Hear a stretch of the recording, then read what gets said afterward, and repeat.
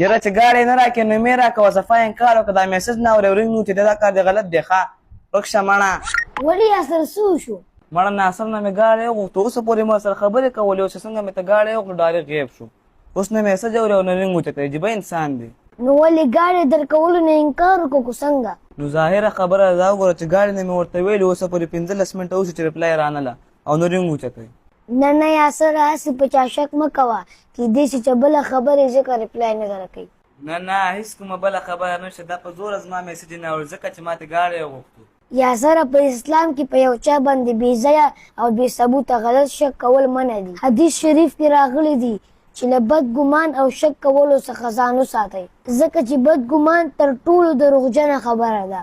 غلط شک د خلکو ترمنځ محبت ختموي او کینه پیدا کوي نه نو ته اوس څه وایې چې زه په غلطه یم نه ته په غلطه نه خو ستا دا شک غلط دی دا د ریپلای راغله ته اوس ګوره دا به دروغ وایي چې ګاډی مې رور بوتلې یاسر ډېر وبخه زه جمع راتلی موبایل مې سایلنټ کړی او د دې په وجه ما ته د جواب لږ لیټ درکړو او راشه ګاډی کور کې ولاړ دی چابي ما نه واخله بوی زه وا دې ورېده پیسې والا مور به ورسه مرچک راوړه مړه ورته بل چا ته یې زه مصروفه یم دا څوک وایي چې زه مصروفه یم دا 10 روپۍ پاتې شو دا چېرته کېده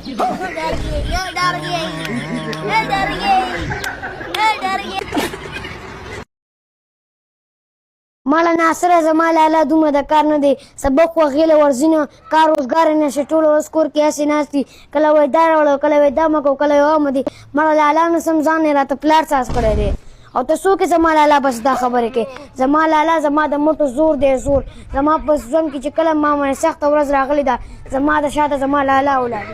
ستړی مه شې لالا په خیر راځي زه بیا وروسته خبرې کوو